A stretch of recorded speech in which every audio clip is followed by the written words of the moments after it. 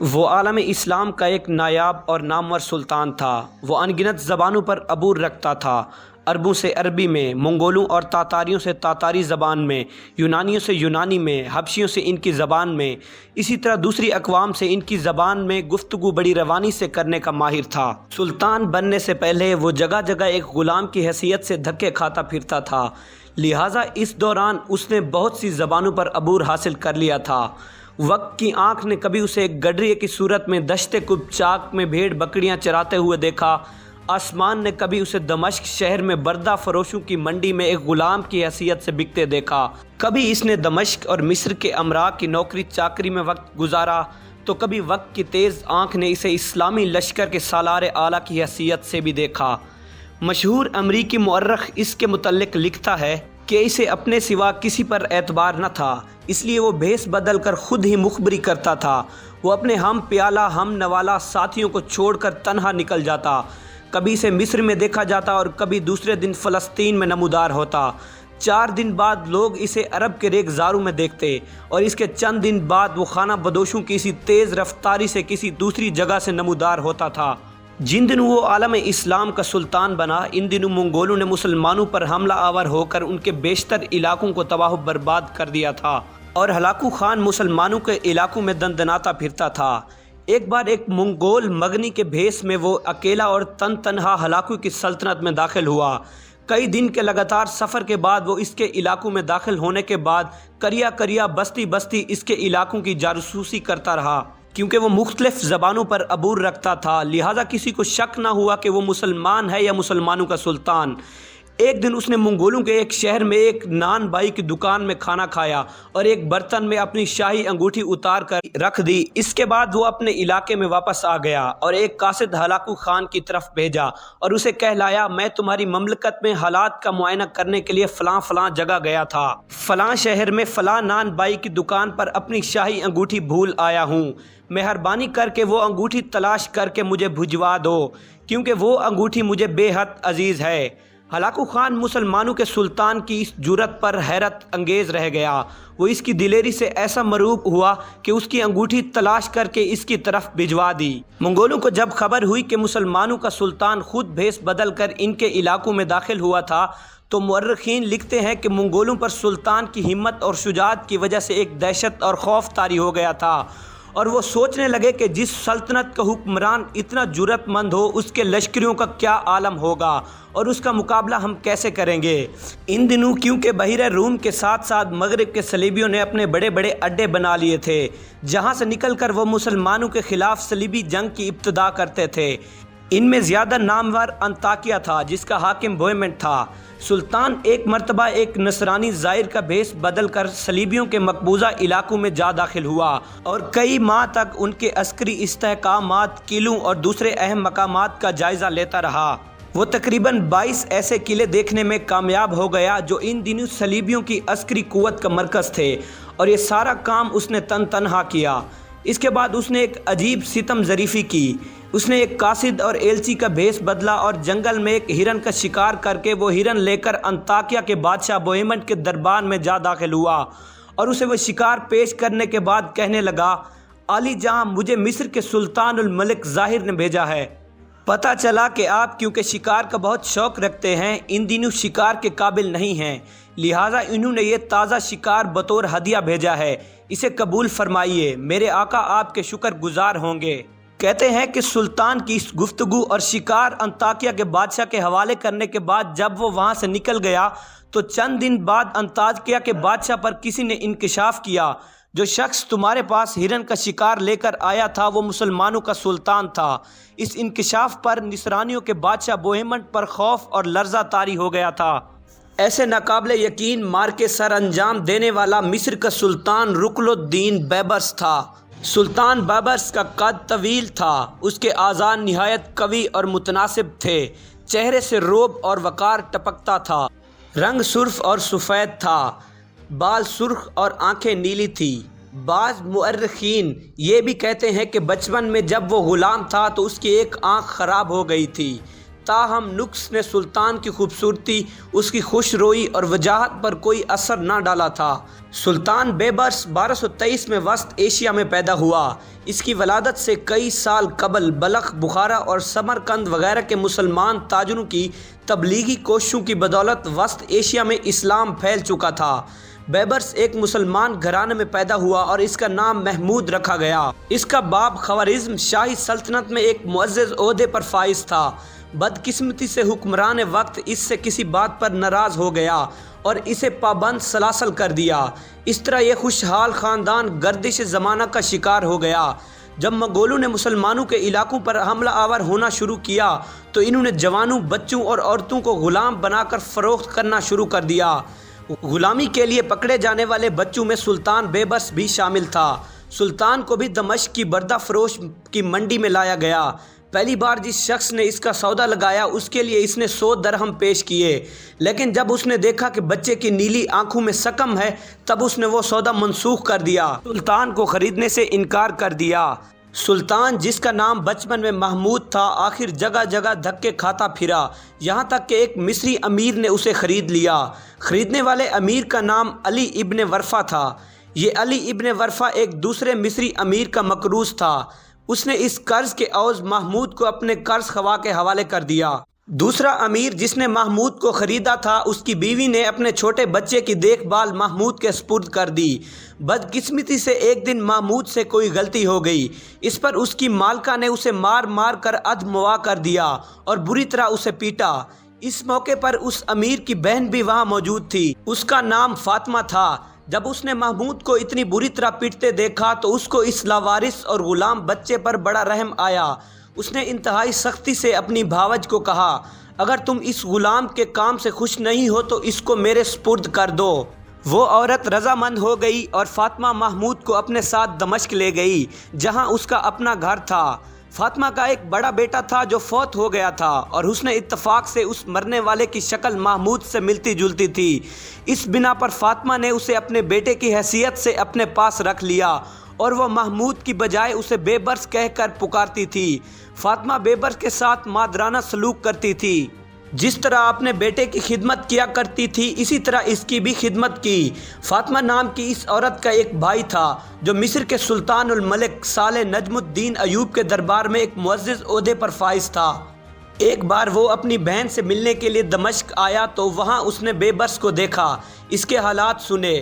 لڑکے کے اطوار، اس کی عادات اسے اس قدر پسند آئی کہ اس نے گزارش کرنے کے انداز میں فاطمہ سے بیبرس کو مانگ لیا۔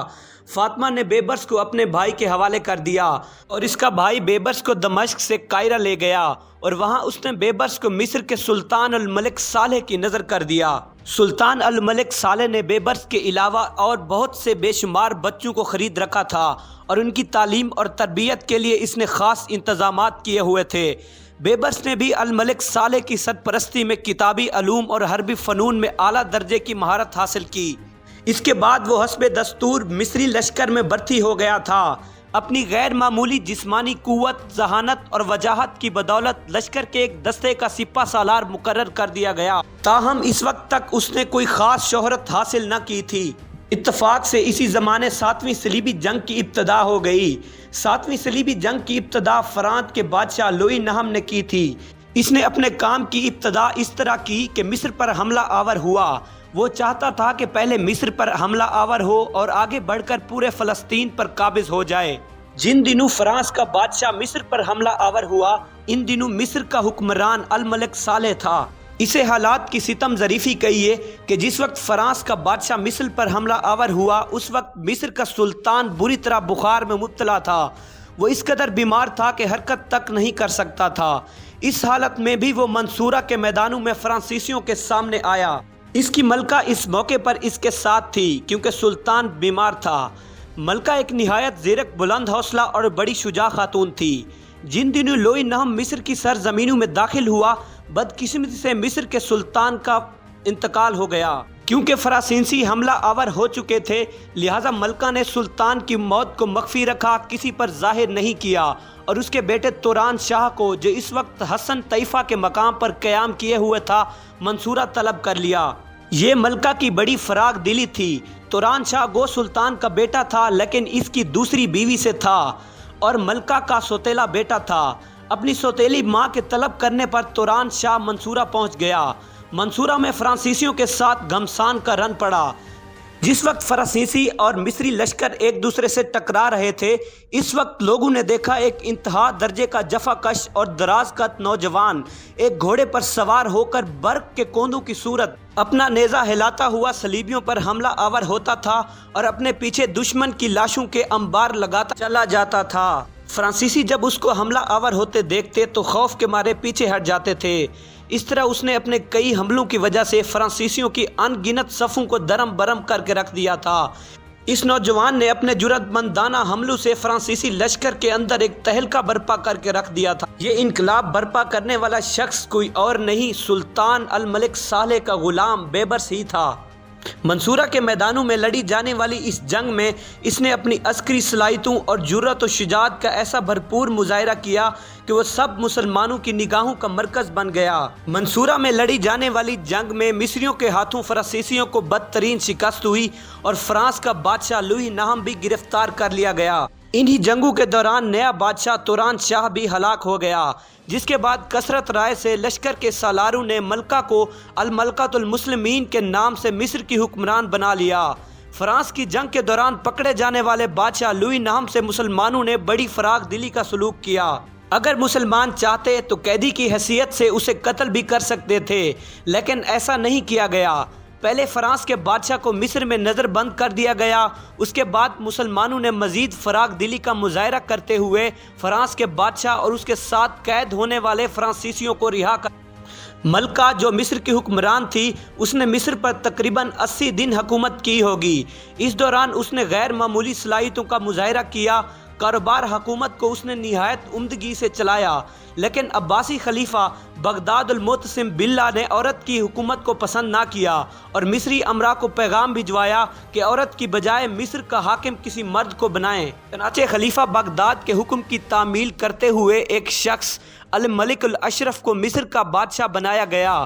مصری لشکریوں کے سالار اعلیٰ معزز الدین کو نئے حکمران الملک اشرف کا شریک کار بنایا تاکہ سلطنت کا کاروبار احسن طریقے سے چلایا جائے۔ بھی کہا جاتا ہے کہ ملکہ نے نئے حکمران الملک اشرف سے شادی کر لی تھی۔ ملکہ بیچاری خود ایک کنیز تھی اور اپنے حسن و جمال اور اپنی شخصیت کے باعث کنیز سے ترقی کرتے کرتے وہ مصر کے حکمران الملک صالح کی ملکہ بن گئی تھی۔ اس کا ایک بیٹا تھا جس کا نام خلیل تھا، جو بدقسمتی سے 6 سال کی عمر میں ہی فوت ہو گیا تھا۔ جب وقت الملک اشرف کو مصر کا بادشاہ بنایا گیا اور مصر کے لشکر کے سپہ سالار کو سلطان کا شریک کار اور مددگار مقرر کیا گیا، تب بیبرس کو مصر میں لشکریوں کے بڑے سپہ سالار کی حیثیت حاصل ہو گئی تھی۔ جن دنوں بیبرس کو مصر میں لشکریوں کا سالار اعلیٰ مقرر کیا گیا، ان دنوں عالم اسلام کی حالت بڑی تشویشناک تھی۔ منگول جو اپنے آپ کو قہر خداوندی سمجھتے تھے، مسلمانوں کے علاقوں پر حملہ آور ہوتے ہوئے انہوں نے بخارا، سمرقند، بلخ، نیشاپور، ہرات، رے، قزوین اور دوسرے بے شمار شہروں اور قصبوں کو جلا کر راکھ کر دیا تھا۔ وہاں کے باشندوں میں اکثر کو انہوں نے بے دردی سے تحقیق کیا۔ اس قتل عام میں مرد، بچے، بوڑھے، بیمار، معذور کسی کی تخصیص نہ تھی۔ جو لوگ کسی طرح قتل ہونے سے بچ گئے ان کو غلام بنا لیا گیا۔ پہلے چنگیز خان مسلمانوں پر یلغار کرتا رہا، اس کے بعد اس کا پوتا ہلاکو خان عالم اسلام پر چڑھ دوڑا اور ایک جرار لشکر کے ساتھ اسلامی ممالک پر اس ہولناک یلغار کا آغاز کیا جس نے عباسی خلافت کو خس و خاشاک کی طرح بہا کر رکھ دیا۔ ہلاکو خان بغداد پر حملہ آور ہوا۔ بغداد کی اس نے اینٹ سے اینٹ بجا کر رکھ دی اور عباسی خلیفہ کو بھی قتل کر دیا۔ بغداد شہر کا تباہ ہونا اور خلیفہ کا قتل ہونا کوئی معمولی سانحہ نہیں تھا۔ اس سے عالم اسلام میں قہرام مچ گیا، کیونکہ عباسی خلیفہ کی کمزوری کے باوجود اسے روحانی طور پر ساری اسلامی دنیا کا فرما روا سمجھا جاتا تھا۔ بڑے بڑے مسلمان حکمران اور فاتح اس کے سامنے اپنی گردنیں جھکاتے تھے۔ اس سے خلعت اور سند حکومت حاصل کرنا اپنے لیے باعث سعادت سمجھتے تھے۔ خلیفہ کو قتل اور بغداد کو برباد کرنے کے بعد ہلاکو کا لشکر عراق کے دوسرے شہروں کی طرف بڑھا۔ تباہی، بربادی، جہالت اور خون ریزی ہر طرف پھیلاتے چلے گئے۔ چند دن کے اندر اندر الریا، نصیبین اور حران کے بورانک شہروں کی اینٹ سے اینٹ بجا دی اور وہاں کے باشندوں کو نہایت بے دردی سے قتل کر دیا۔ جس وقت ہلاکو خان بغداد اور عراق کے شہروں کو تباہ کر چکا، تب وہ شام کی سرزمینوں میں داخل ہوا، وہاں بھی لرزہ خیز واقعات کا اعادہ کیا۔ اب منگول عراق اور شام میں دندناتے پھر رہے تھے اور ان کی نگاہیں اب مصر پر جم گئی تھی، اس لیے شام کو فتح کرنے کے بعد فلسطین سے ہوتے ہوئے وہ مصر کا رخ کرنا چاہتے تھے۔ مصر میں اس وقت حکمران چونکہ چھوٹی عمر کا اور ناتجربہ کار تھا، لہٰذا سارے سالاروں نے آپس میں مشورہ کیا کہ عنقریب منگول مصر پر حملہ آور ہونے کی ابتدا کر دیں گے، لہٰذا مصر کا سلطان کسی تجربہ کار شخص کو بنانا چاہیے۔ چنانچہ یہ فیصلہ کیا گیا کہ معزز الدین، جو کہ اس سے پہلے نو عمر سلطان کا ایک طرح سے شریک تھا، اسے مصر کا سلطان مقرر کر دیا گیا اور بیبرس کو مصر کے سارے لشکروں کا سالار اعلیٰ رکھا گیا۔ معزز الدین ملک مظفر کے نام سے مشہور ہوا۔ دوسری طرف منگول عراق اور شام کو پامال کرتے ہوئے فلسطین میں نمودار ہوئے۔ فلسطین میں اپنے قدم جمانے کے بعد ان کی نگاہیں مصر پر جم چکی تھی اور وہ ہر صورت مصر پر قبضہ کرنا چاہتے تھے۔ فلسطین اور مصر کے درمیان صحرائے سینا نام کا ایک چھوٹا سا ریگستانی ٹکڑا ہی حائل تھا اور منگولوں کو پختہ یقین تھا کہ وہ اس صحرائی ٹکڑے کو پار کر کے فرعونوں کی سرزمین میں قدم رکھ کر وہاں بھی قابض ہو جانے میں کامیاب ہو جائیں گے۔ وہ یہ بھی سوچ رہے تھے کہ اب مسلمانوں کی بجائے دریائے نیل میں ان کی کشتیاں چلا کریں گی۔ منگولوں کی اس یلغار کو روکنے کے لیے اب مصر کا نیا سلطان ملک مظفر اور سالار اعلیٰ بیبرس دونوں مل کر اپنے لشکر کی تعداد بڑھانے کے ساتھ ساتھ ان کی تربیت کا کام سر انجام دینے لگے۔ آخر فلسطین میں قدم جمانے کے بعد ہلاکو خان نے مصر پر قبضہ کرنے کا فیصلہ کر لیا۔ اس نے مصر کے سلطان کے نام ایک خط لکھا جس کا مضمون یہ تھا: یہ اس کا فرمان ہے جو ساری دنیا کا آقا ہے، اپنی شہر پناہیں ہمارے حوالے کر دو، اطاعت قبول کر لو، اور اگر ایسا کرو گے تو تمہیں امن اور چین سے زندہ رہنے دیا جائے گا۔ اگر تم نے یہ بات نہ مانی تو پھر تم کو جو کچھ پیش آئے گا وہ بلند و بالا اور جادوانی آسمان کے علاوہ کوئی نہیں جانتا۔ منگول ارواح پرست تھے، ان کا عقیدہ تھا کہ کائنات کی ہر شے ایک روح رکھتی ہے، نیک اور بد روحوں کو انسانوں کی زندگی پر بڑی حد تک غلبہ حاصل ہے۔ جادوانی بلند اور بالا آسمان کی روح ان کے ہاں سب سے بڑی اور طاقتور خیال کی جاتی تھی، اس بنا پر منگول اس کی قسم کھایا کرتے تھے۔ ہلاکو خان کا یہ خط لے کر اس کے سفیر مصر میں داخل ہوئے، کیونکہ ابھی تک کسی مسلمان حکمران نے ان کی اکڑی ہوئی گردن میں خم نہیں ڈالا تھا، لہٰذا وہ بڑے اکڑ کر چل رہے تھے۔ ان کا رویہ انتہائی درجے کا گستاخانہ تھا اور جب انہیں مصر کے سلطان معزز الدین کے سامنے پیش کیا گیا تو انہوں نے آداب شاہی کا خیال کیے بغیر ہلاکو خان کا خط معزز الدین کے سامنے پھینک دیا، جو ملک مظفر کے نام تھا، جو مصر کا سلطان تھا۔ اس موقع پر مصر کے سلطان ملک مظفر کی آنکھیں غصے میں شعلے برسا رہی تھی، تاہم اس نے کسی رد عمل کا اظہار نہ کیا اور صبر سے کام لیا۔ اس وقت بیبرس لشکر کے سالار اعلیٰ کی حیثیت سے اس کے قریب بیٹھا ہوا تھا، وہ بھی اپنے رد عمل کا اظہار کرنا چاہتا تھا لیکن صبر اور تحمل سے کام لیا۔ ہلاکو خان کا خط سننے کے بعد سلطان نے ہلاکو خان کے سفیروں سے کہا: ہم نے ہلاکو خان کا کچھ نہیں بگاڑا، اس لیے بہتر یہی ہے کہ وہ مصر کو اپنے حال پر چھوڑ دے، ہمارے امن و امان میں خلل نہ ڈالے۔ اس پر ہلاکو خان کے ان سفیروں میں سے ایک، جو ان کا سرکردہ تھا، غصے میں لال پیلا ہو گیا اور چلا کر کہنے لگا: کیا تم چاہتے ہو کہ تمہارا وہی حشر ہو جو بغداد کے مغرور خلیفہ کا ہوا ہے؟ اچھی طرح سمجھ لو، ہمارے آقا کی قوت لامحدود ہے اور دنیا کی کوئی طاقت اس سے ٹکر نہیں لے سکتی۔